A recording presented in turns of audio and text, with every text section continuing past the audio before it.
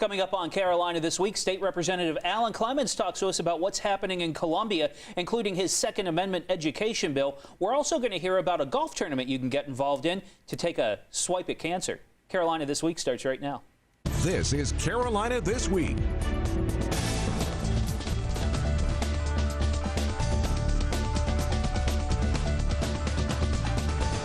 Carolina This Week with Tim McGinnis. Good morning. Thanks for joining us. State Representative Alan Clemmons is going to be here in just a moment. I want to tell you a little bit later in the show. We'll hear from somebody from the American Cancer Society about a golf tournament you can take part in coming up next weekend. I'm going to be playing in the tournament, so if you want to see some really bad golf and come out and play with me, you're welcome to it. But right now, I want to welcome State Representative Alan Clemmons. It's been a while. Thank you for coming back on the show. Thank you, Tim. It's good to be here, as always. Now, you're making some waves in Colombia, as you always do, but this time it's getting picked up by some of the national media even, a Second Amendment education bill. Where does that stand right now, and what does it entail? We've talked a little bit about it in our newscast, but I'm glad I have you on now to talk about it in detail. Well, thank you, Tim. I think it's an important issue that may not be on a lot of folks' radar screen. But to me, the Bill of Rights is important. The Bill of Rights, which are the first 10 amendments to the Constitution, which were critical to the passage of the U.S. Constitution. They afford us as Americans certain rights that are uniquely American. They are rights that you don't see shared in countries that don't enjoy the level of freedom that we do in this country. And one of the principal amendments among those is our right to bear arms, our personal right as American citizens to own and to bear arms. In our schools today, I believe something that started with for all the right reasons has been turned into something that I believe is bad for America. And I'm talking about zero tolerance policies.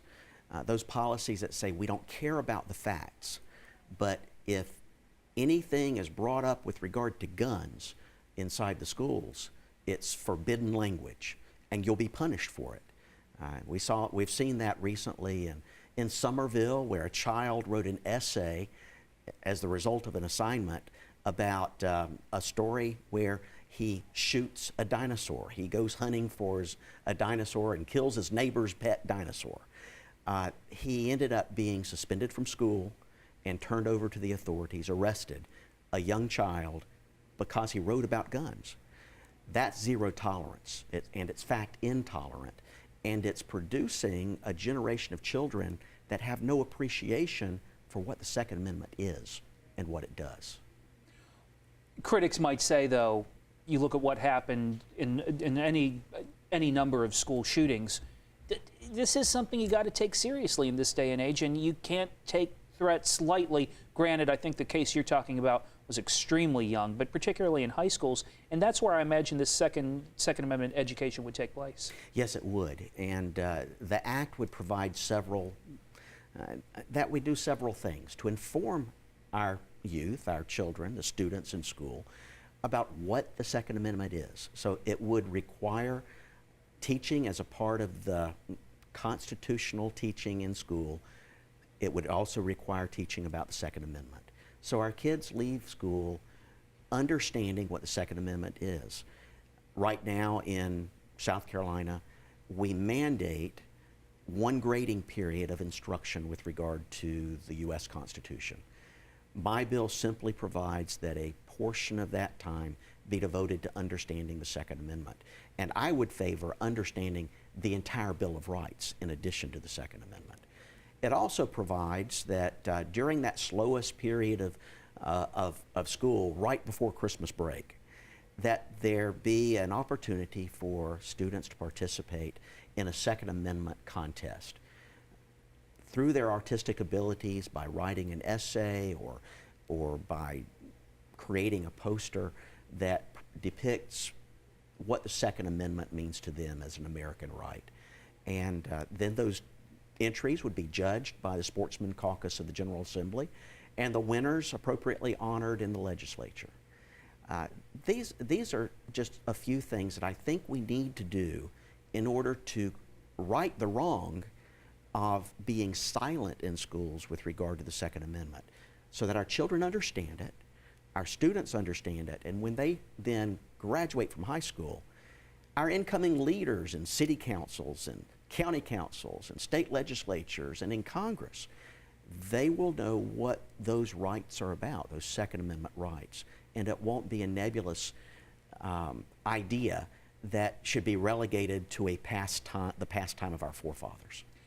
And how much does the idea of this bill maybe go into luring companies like PTR down here to say that, hey, we're gun friendly in South Carolina? You know, I've been accused of pandering to the gun industry, to be real honest. Al Jazeera did a whole article on Alan Clemmons pandering to the gun industry in South Carolina and forcing our students to be subjected to knowing what guns are. Nothing could be further from the truth. I think I know South Carolina has a tremendous history with regard to respecting the right to bear arms. Many of us grew up with a gun rack in the back of the pickup truck. Many of us had our friends coming into school after a deer hunt during deer season. So we respect the right to bear arms. Of course, the right to bear arms goes much further than hunting. It's all about being an American and being vigilant and having the right to protect yourself, and as a last resort, to protect our American freedoms. That's what our kids need to know and understand.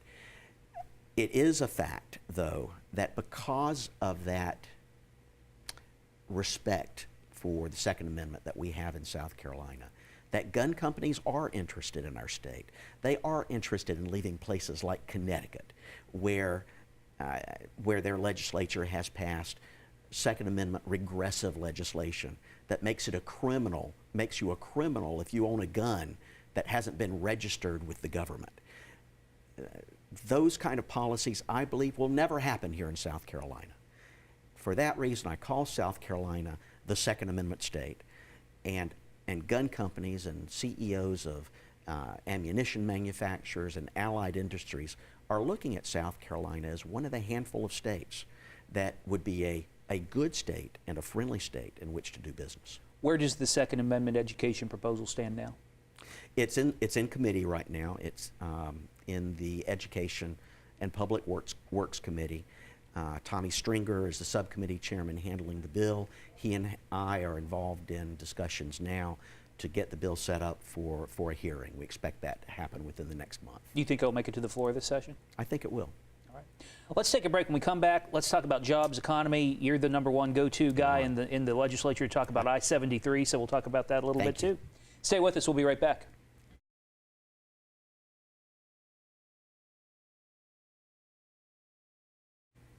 Welcome back to Carolina This Week. State Representative Alan Clemmons, who represents Myrtle Beach, District 107 in the State House, is in with us to talk. We just talked about the Second Amendment education bill.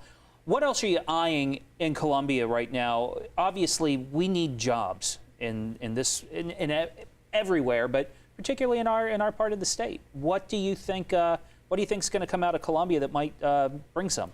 Well, you know, you can't talk about jobs, particularly in this region, without talking about I-73, road infrastructure altogether. The legislature is very focused on producing a bill that will deal with the problems of our deteriorating infrastructure. Here in Horry County, I and our delegation keeps reminding the other members of the General Assembly that in Horry County, our own residents have stepped up to the plate and have taken funds out of their back pocket and put it on the table so that our roads are repaired. Our bridges don't wobble when a school bus goes over them. We've built on our own nickel principally, SC-22, SC-31. The riding on a penny. The riding on a penny, exactly. And we've voted on 2 separate measures to ride on the penny. Mm-hmm. County Council's talking about a 3rd now. So we have kept up in this area because we see the dire straits that the state is in and have fixed things ourselves.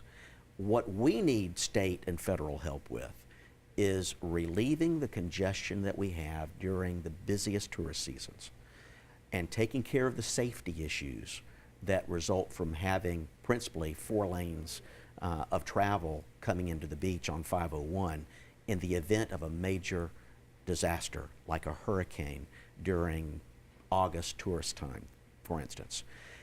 We've been told by experts that have studied our transportation system that in the event of a major hurricane, we could leave as many as 40,000 people in their homes and hotel rooms unable to leave during a major event.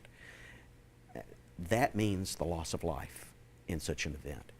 We need to be proactive. We have a duty to our residents. We have a duty to our guests who come and expect to be kept safe to talk about that infrastructure.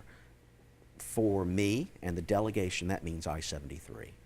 When we're talking about repairing roads in Colombia, in the same conversation, we need to be talking about our new infrastructure needs. And our delegation is delivering that message loudly and clearly. What do you think about the governor's proposal that would put X amount of dollars, raise the gas tax a little bit? Is that a good start? Is that a no-go with you? No, I think it is a good start. I'm a co-sponsor of the bill, as a matter of fact. Number one, whatever we can do to relieve South Carolina of one of the highest state income taxes in the country, we need to take advantage of it. I've done my share of selling South Carolina to potential businesses that want to move to South Carolina. And the discussion of our state income tax always comes up. I had, in fact, just recently, and I won't call the name, but a large gun company who most of your viewers would know if I were to call the name, had been talking to me for about 6 months about South Carolina as a destination for corporate headquarters. One of those guns that have been abused and not shown much love in the Northeast. Well, that company, because of its corporate status, the state income tax was a big deal to the CEO and owner of that company. And because of that, he chose against South Carolina as their final destination. He's not alone in that analysis. Every CEO looks at our tax structure. We need to do something about our income taxes. I don't think a lot of our viewers probably would argue with lowering the state income tax is a good thing. But I also think that there's probably some of our viewers that would say, but raising the gas tax is a bad thing because you hit everybody in the pocket.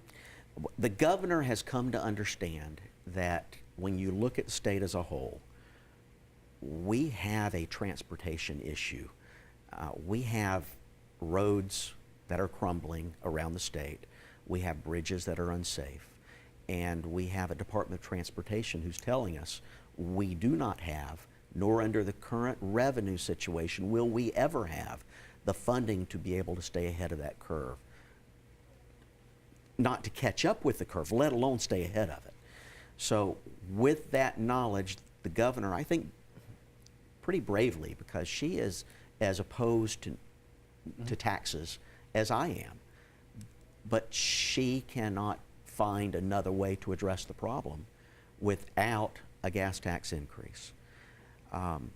For that reason, the legislature is looking very closely at her proposal. And there are other proposals out there to do likewise.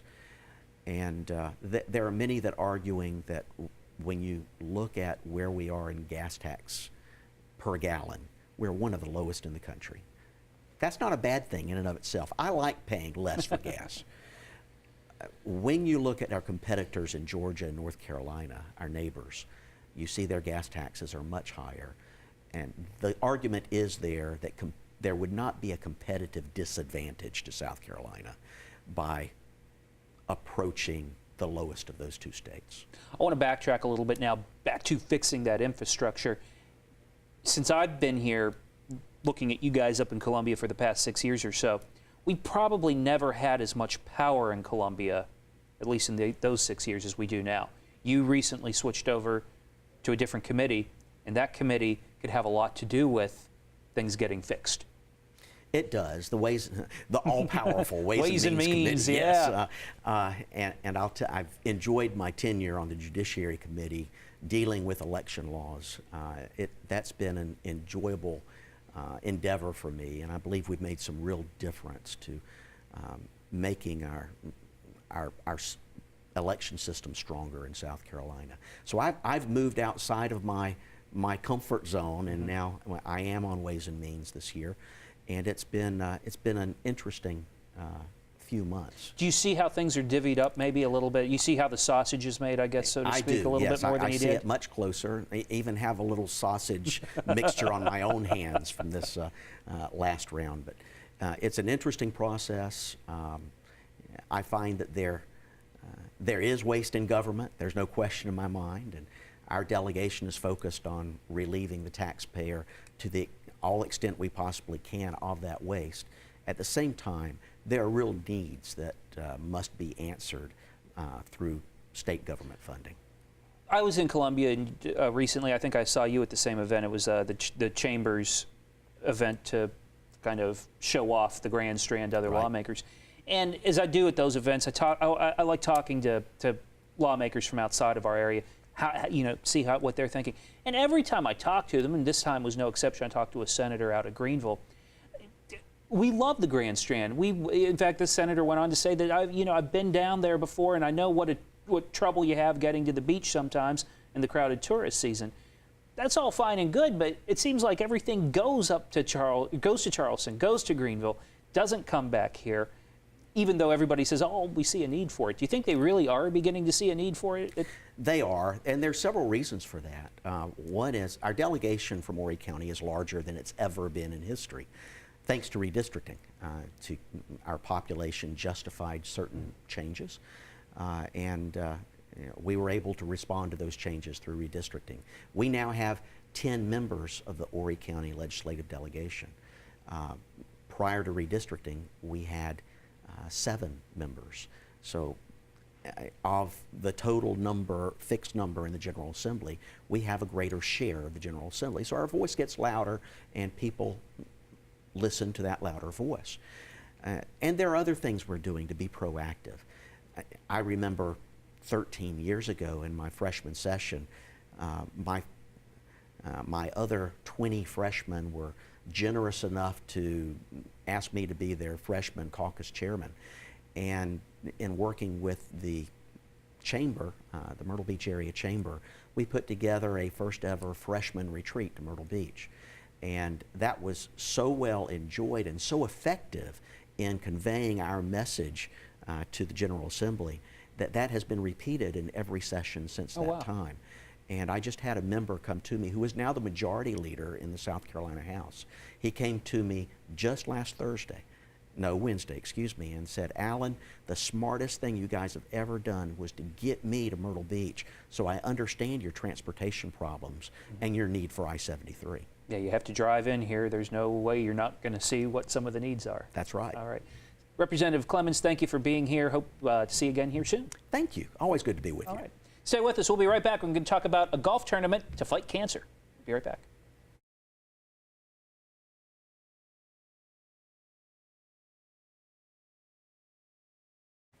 Welcome back to Carolina This Week. Troy Matheny with the American Cancer Society joins me now to talk about a golf tournament that takes place coming up March 7th. You still have time to sign up for Cops for Cancer. Troy Matheny, you're with the American Cancer Society. You're not a cop. No, not a cop. But the cops have a lot to do with this. Yes, this is the second year for this benefit. They put it on last year. We were out at the Hackler course at Coastal Carolina, and this year we're going to be at Wild Wing Plantation just down the road here on 501. And it's just, they're putting on the event to benefit us, and it's a great day to come out to play some golf. Yeah. Well, we hope it's going to be a great day. That's right. We'll make sure Ed takes care of that. We'll talk to Ed Piotrowski, see what we can get for that. And I'm going to play golf for the first time in a very long time. In fact, along with Ed. Right. In the tournament that morning. I believe it's going to be 8 o'clock on Wednesday.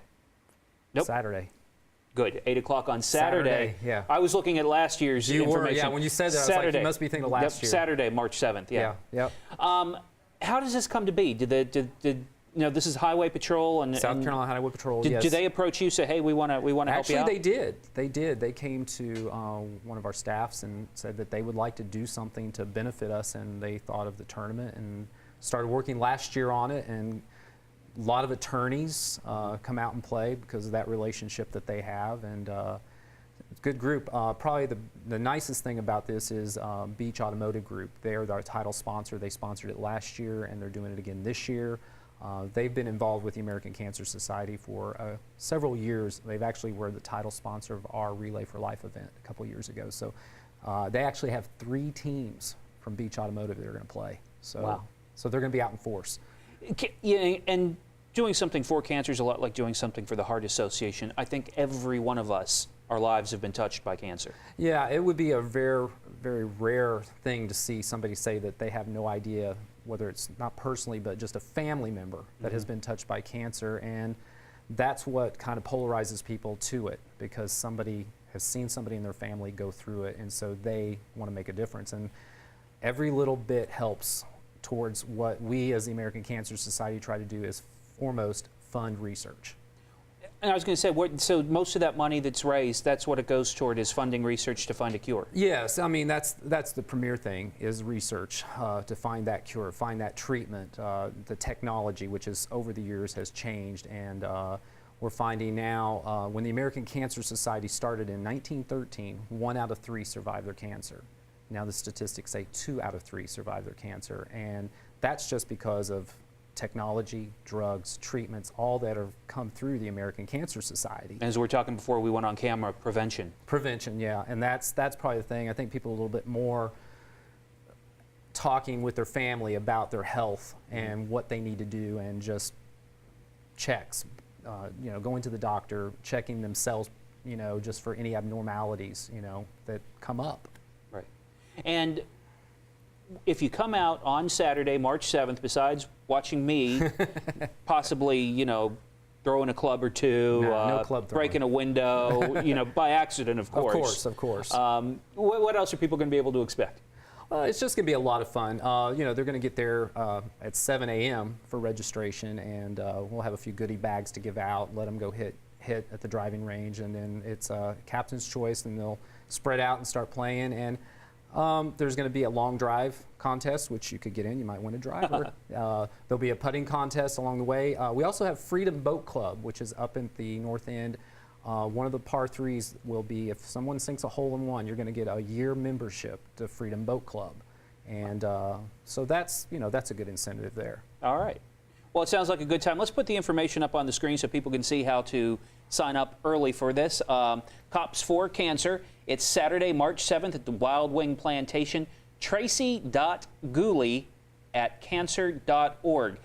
Email Tracy and you'll get all the information you need and find out how you can register for the tournament. Can you show up March 7th? Yeah, we'll let you. Don't encourage it. Don't encourage it, but yes, if you guys want to give us a call or come out there that day, we can get you on. Foursome preferably. Okay. Okay. Well, hopefully you raise a lot of money, and hopefully I don't ruin your good name. That's right. We'll look forward to it. All right. Troy, thanks for being with us. Thank you, and Tim. keep up the good fight. Thank you. All right. Stay with us. We'll be right back.